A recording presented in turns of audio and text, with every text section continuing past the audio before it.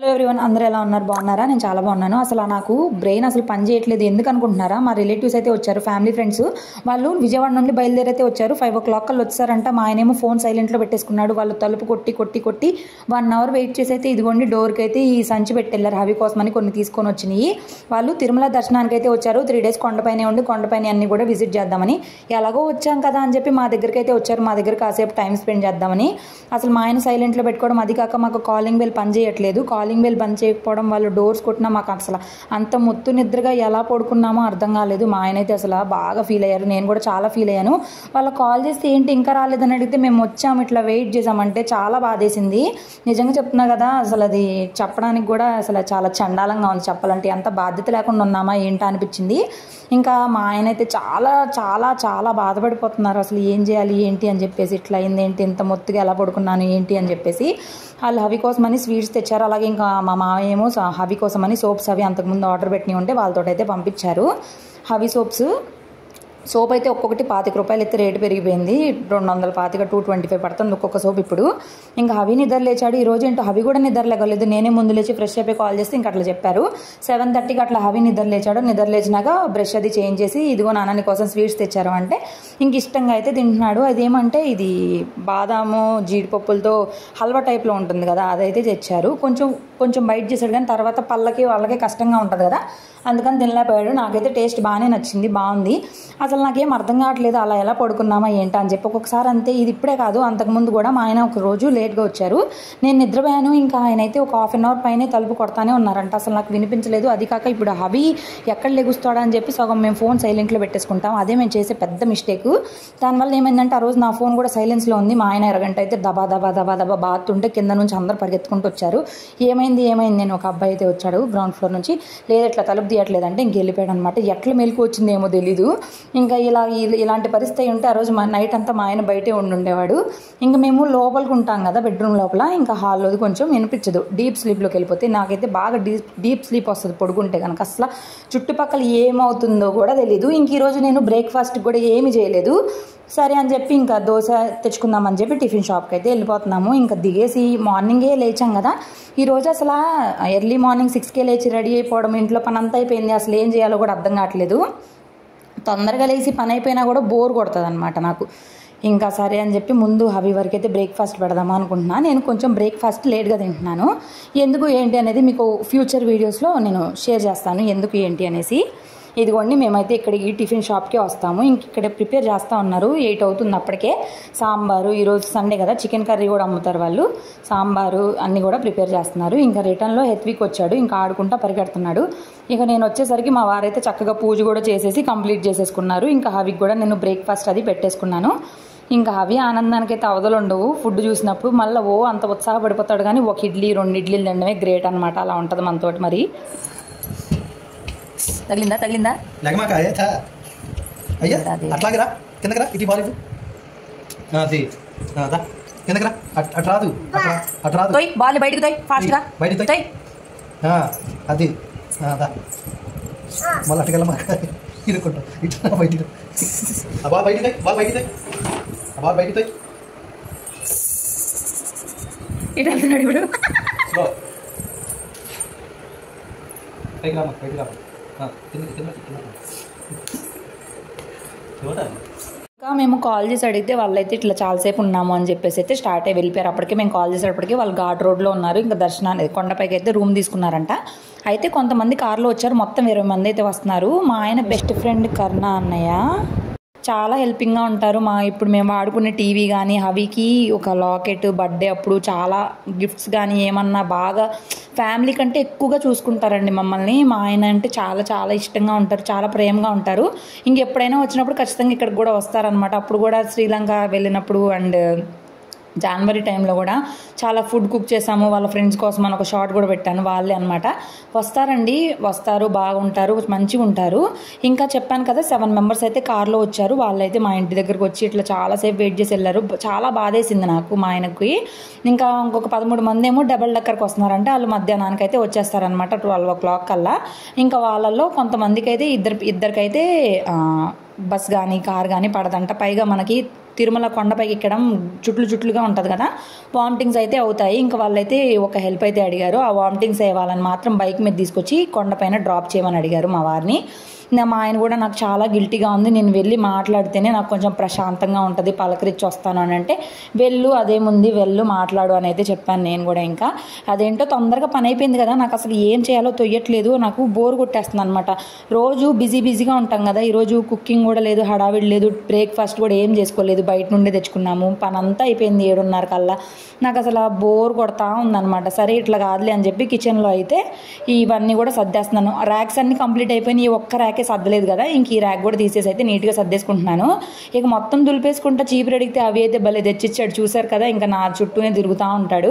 ఇంకా నేను మొత్తము స్టీల్లోకి అట్లాగే ప్లాస్టిక్ అంతా కూడా తీసేస్తున్నాను. అసలు ఎంత చెత్త వచ్చిందో ఏంటో కూడా చూడండి. అండ్ నేను నిన్న వీడియోలో అడిగాను కదా సాల్ట్ గురించి, దాని గురించి అయితే సిరామిక్వి ట్రై చేయమని చెప్పారు. ఆన్లైన్లో చూసాను, ఆన్లైన్లో 350 అట్లా ఉన్నాయి 2 జార్స్. బయట కూడా ఒకసారి చెక్ చేసి ఎక్కడ బెటర్గా ఉంటే అక్కడైతే నేను తీసుకుంటాను. గ్లాస్ జార్స్ కూడా కొన్ని తీసుకోవాలి, ఇవన్నీ స్టీల్వి కూడా గ్లాస్లోకి మారుద్దాం అనుకుంటాను, కానీ అంత మెయింటైన్ చేయలేనేమో అనిపిస్తుంది. ఇంక ఇదిగోండి ఇలా అయితే సర్దుతున్నాను. ఇంకా పోపు దినుసుల డబ్బా కూడా నేను ఆర్డర్ పెట్టాను మీషోలో, పెట్టి కూడా 1 వీక్ అయింది. 30th మేకి అయితే డెలివరీ చూపిస్తుంది. సరే అని చెప్పి ప్రస్తుతానికి అదైతే అలాగే ఉంది, అది ఒక్కటే ప్లాస్టిక్ ఉందన్నమాట. సో రిమైనింగ్ అన్నీ కూడా ప్లాస్టిక్ డబ్బాల్లో, అన్నీ కూడా స్టీల్ డబ్బాల్లోకి అయితే మార్చేసుకుంటున్నాను.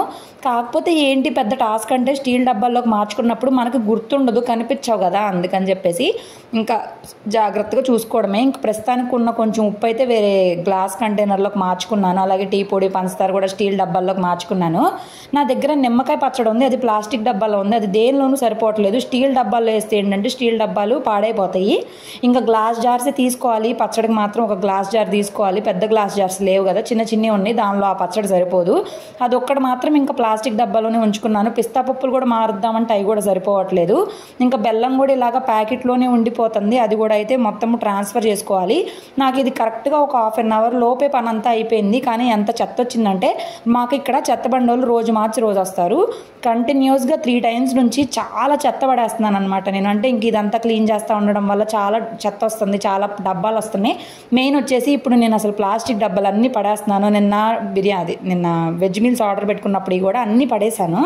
ఇంకా అందుకే ఇప్పుడు కూడా ఇందులో ఉన్న అంటే బిర్యానీ డబ్బాలు అవి ఉంటాయి కదా, వైట్ కలర్, బ్లాక్ కలర్ బాక్సులు, చెత్త ప్లాస్టిక్ ఉంటుంది కదా, అలాంటివన్నీ పడేస్తున్నాను. కొంచెం మంచిగా గట్టిగా ఉండే ప్లాస్టిక్ మాత్రం ఉంచుకుంటున్నాను, ఎందుకంటే ఎప్పుడైనా జర్నీలకి వేటికైనా ఎవరైనా వచ్చినా ఉంటాయి కదా అని చెప్పి. సో ఫైనల్గా ఇట్లయితే సర్దేసుకున్నా. బాగుంది కదా, మొత్తము గ్లాస్ అయితే ఇంకా బాగుంటుంది చూడడానికి కూడా, కానీ మెయింటైన్ చేయలేను. ఇంత హైట్ మనం ఉండం కదా, లాగేటప్పుడు ఏమైనా పడిపోతేమో భయం వేస్తుంది. చూద్దాం, ఫ్యూచర్లో అయితే చేంజ్ చేద్దాం అనేది అనుకుంటున్నాను. ఇంకా మొన్న సర్దేటప్పుడు కూడా కొన్ని గ్లాస్ జార్స్ 2-3 దొరికితే వాటిలో కూడా అయితే షిఫ్ట్ చేసి ఇదిగో ఈ మొత్తం ఖాళీ చేశాను. ఇవన్నీ పడేయాల్సినయే. ఇది వచ్చేసి గొడ్డుగారం అనమాట, వాడక కూడా 4-5 నెలలు అయిపోయింది, ఎక్స్పైరీ కూడా అయిపోయి ఉండిద్ది. ఇందులో గోధుమ రవ్వ ఉంది, నాకు అసలు గుర్తు కూడా లేదు, దానిలో పురుగులు కూడా వచ్చేసినాయి. ఇంకా అలాగే ఒక 4-5 ఏళ్ల క్రితం పచ్చళ్ళు, చెత్త చెదారం చాలానే ఉన్నాయి. ఇంక ఇవన్నీ కూడా పడేస్తాను. ఇంట్లో చెత్త పేర్చుకునే కొద్దికి ఇల్లు చెత్తలాగా అయిపోయింది తప్ప నీట్గా ఉండదు. ఇప్పుడు చూడండి, నేను ఇంత చెత్త పడేస్తుంటే నా ఇల్లు ఎంత శుభ్రంగా ఉందో. మన ఇంట్లో లక్ష్మీదేవి ఉండాలి అన్నా కూడా మన ఇల్లు శుభ్రంగా ఉండాలి. ఏదో పైన డాబుగా ఉన్నాం అనుకోండి, ఇంట్లో అంతా చెత్తగా ఉందనుకోండి, ముందు మన మొహం మీద ఏమీ అనకపోయినా వెనకెళ్ళి ఆ అమ్మాయి చూడండి ఇల్లు ఎంత చండాలంగా పెట్టుకుందో, అలా ఉంది ఇలా ఉందని అయితే అనుకుంటారు. వాళ్ళెవరో అనుకుంటారు, వీళ్ళెవరో అనుకుంటారని కాదు. మనం ఇంట్లో ఉన్నప్పుడు మన ఇల్లు మనకి నీట్గా ఉంటే అదే మనకి పెద్ద పాజిటివ్ ఎనర్జీ లాగా ఉంటుంది. ఇంక ఇక్కడ మా వారైతే వచ్చారనమాట ఇన్స్పెక్షన్కి, ఏమేమి పడేస్తున్నావు ఏంది అని చెప్పేసి. ఇంకా ప్రతిదీ చూస్తూ ఉన్నారు, ఏం పడేస్తున్నాను ఏంటా అని చెప్పేసి. ఇంకా అన్నీ చూపిస్తున్నాను. ఇంకా అంతే కదా, మగవాళ్ళు ఏం చేస్తున్నావు ఏందా అని చూస్తూ ఉంటారు ఇంట్లో ఉంటే. అదే మా ఆయన లేడు అనుకోండి, ఇంకా నా ఇష్టం వచ్చినట్టు చేస్తూ ఉంటా. అలానే అవసరమైనవి కూడా నేనేం పడేయలేండి. ఇంక ఈ గొడ్డుగారం డబ్బా కూడా పడేస్తున్నాను. ఇంకా కవర్లో అయితే పెడతాను, ఎందుకంటే గబుక్కునే బయటకు వచ్చిందంటే పిల్లడు కూడా ఉన్నాడు కాబట్టి ఇబ్బంది అయితే అయిపోయింది. ఇంకా మా వారైతే బయలుదేరైతే వెళ్తున్నారు, వాళ్ళని తీసుకొని కొండపైకి అయితే తీసుకెళ్తానని చెప్పి ఇంకా కిందకైతే దిగి వెళ్ళిపోయారు. ఇంకా మా ఆయన వెళ్ళిపోయిన కాసేపటికి అవి కూడా నిద్రపోయాడు. ఇంక ఈరోజు చికెన్ కర్రీ అయితే వండుకుంటున్నాను. మా వారు పైన భోజనం చేసి వస్తారా లేదా అనేది తెలీదు. మధ్యాహ్నం నేను అవి మాత్రమే తింటాము, ఇంకా చూడాలి ఇంకేమైంది. ఇంకా మా వారు వాళ్ళు బయటకైతే వెళ్ళి వచ్చేసారు. ఇంకా అందరూ కూడా ఇక్కడికి వచ్చారు, కాకపోతే పైకి రాలేదు, ఎందుకంటే వాళ్ళ ఒళ్ళు లగేజ్లని అదని ఇదని ఇంకా అవ్వలేదన్నమాట. ఒక బండి రెంట్కి అయితే తీసుకొచ్చారు. ఒక 2 days అయితే వాళ్ళు పైన తిరగడానికి ఉంటుందని చెప్పి. ఇంకా అలాగే మా వారి బైక్ కూడా అయితే ఇంకొకళ్ళు అయితే డ్రైవ్ చేస్తున్నారు. ఆయన కార్ అయితే డ్రైవ్ చేసుకుంటా తిరుమల దర్శనానికి అయితే తీసుకెళ్తున్నారు. వీళ్ళైతే చాలా మంచి దర్శనానికి వెళ్తున్నారనమాట. అది విఐపి దర్శనం ఏదో చెప్పారు, బ్రేక్ దర్శనము. ఒక గడప అవతల నుంచి దర్శనం చేసుకుంటున్నారు. చాలా లక్కీ కదా.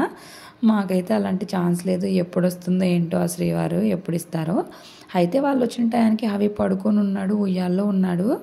ఇంకా లేపాను అనుకోండి ఇంక ఏడుస్తాడు. పైగా వాళ్ళందరూ అంత తెలియదు కదా, అందుకని నేను కిందకి వెళ్ళలేదు, వాళ్ళు పైకి రాలేదు. రిటర్న్లో వస్తామని చెప్పారు. సరే అని చెప్పి పైనుంచే మాట్లాడాను. ఇంకా నేనైతే లంచ్ చేస్తున్నా. అవి ఇంకా లెగవలేదు. 11 o'clock అట్లా పడుకున్నాడు. కానీ ఏంటో మరి ఈ మధ్య నిన్న కూడా అంతే అట్లాగే చేశాడు. 2:30 అట్లా దాకా పడుకుంటున్నాడు. ఇంకా మంచిదే లేండి, పడుకుంటే మంచిదే. పిల్లలు చక్కగా పడుకుంటే బాగా ఎదుగుతారు కదా. ఇంకా అవి కూడా నిద్ర లేచాడు. 2:40కి అట్లా లేచినాక అన్నం అది పెట్టేశాను. అంతలోపు నాకు ఒక ఆర్డర్ అయితే వచ్చింది. ఈ ఆర్డర్ పెట్టి నియర్లీ 21 days అవుతుంది. ఒకసారి వచ్చింది, మళ్ళీ 15 days బ్యాక్ అది మళ్ళీ క్యాన్సిల్ అయ్యి వెళ్ళిపోయింది. నాకు నేను కాల్ లిఫ్ట్ చేయలేదని, సైలెన్స్లో ఉందని చెప్పి. అయితే ఇది వచ్చేసి స్టీల్ టంబ్లర్ అనమాట, విత్ స్ట్రా. అవి కోసం అని చెప్పి ప్లాస్టిక్ బాటిల్ యూజ్ చేస్తున్నాం కదా ప్రజెంట్. ప్లాస్టిక్ మంచిది కాదు అని చెప్పేసి అయితే మేము ఇది ఆర్డర్ పెట్టాము. ఇది నాకు కాస్ట్ వచ్చేసి 235 rupees అయితే పడింది. నేను మీషోలో ఆర్డర్ పెట్టుకున్నాను. క్వాలిటీ చాలా బాగుంది. ఇంకా స్టెయిన్లెస్ స్టీల్ విత్ స్ట్రా అంతా చాలా మంచిగా ఉంది. వాటర్ కూడా పోతాయా ఏంటా అని చెప్పి చూసాం కానీ అసలు పోవట్లేదు, బాగానే ఉంది. ఇంకేంటి టెన్షన్ అంటే గబుక్కునే ఫాస్ట్గా ఏమన్నా తాగితే గొంతులో గుచ్చుకునిద్దేమో అని ఒకటే భయము. ఇంకా ఏ ప్రాబ్లము లేదు, బాగుంది ఇదైతే. ఇంక ఇలాగే నేను స్టీల్ గ్లాస్ కూడా విత్ స్ట్రాది తీసుకున్నాను. స్ట్రాస్తో ఎందుకో నాకు బాగా నచ్చుతుంది. ఇంకా వాటర్ది తాపిస్తుంటే హవికి నచ్చిందంట. చల్లగా ఉన్నాయి చల్లగా ఉన్నాయని చెప్తున్నాడు. కుండలో వాటర్ పోసాను నేను, అందుకని చల్లగా ఉన్నాయని చూపిస్తున్నాడు. ఇప్పుడేమో సూపర్ అని చెప్తున్నాడు. దాని తర్వాత కిందకైతే వెళ్తున్నాము. ఈ ఉయ్యాల్లో ఇవాళ ఏం చేశాడంటే టాయిలెట్ పోసేసాడు. నిద్రపోతా అసలు ఎప్పుడు పోయలేదు. పైగా నేను ఒక 3-4 days నుంచి అనుకుంటున్నాలే ఉయ్యాలు కూడా కట్టి 1 month పైనే అవుతుంది, ఒకసారి వాష్ చేద్దామని చెప్పి.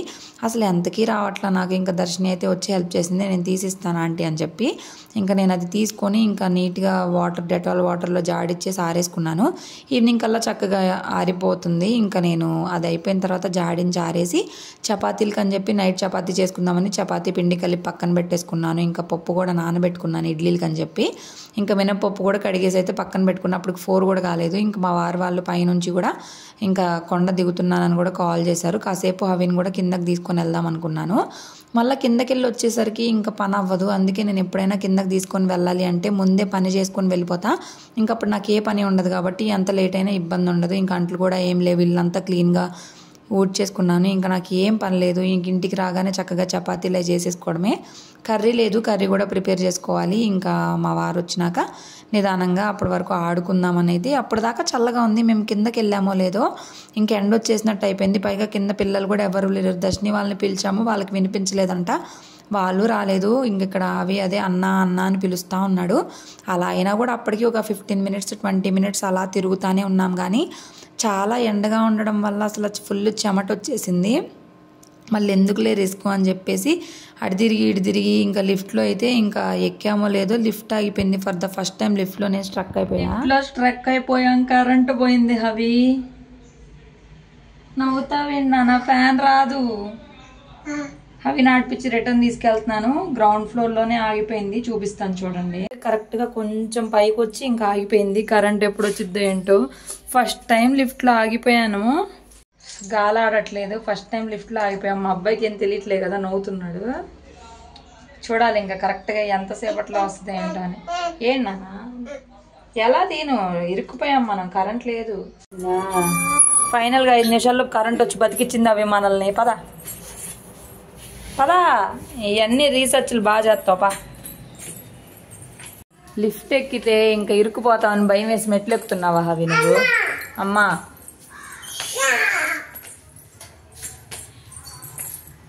ఇంకా పైకి వచ్చేసి చక్కగా హెయిర్కి బాగా దిట్టంగా ఆయిల్ రాసుకున్నాను. ఏంటో అడుగున చిట్లిపోతుంది హెయిర్. దానికి ఏమన్నా సొల్యూషన్ ఉంటే ప్లీజ్ చెప్పండి. ఇంకా అవి కూడా ఆయిల్ రాసేసి ఇంకా కింద కూర్చున్నాం. మా వారు ఆల్రెడీ ఇంటికి దగ్గరలోకి అయితే వచ్చేసామని చెప్పారు. సరేలే చల్లగా ఉంది కదా కాసేపు అయితే కిందకి తీసుకొచ్చా. ఇంకెవరూ లేరు. మేము అలా దిగామో లేదు 5 minutesకే మా హస్బెండ్ అయితే వచ్చేసారు. ఆయన ర్యాపిడోలో వస్తున్నారు, ఎందుకంటే బైక్ వాళ్ళకి వదిలిపెట్టేసి వస్తున్నారు కదా.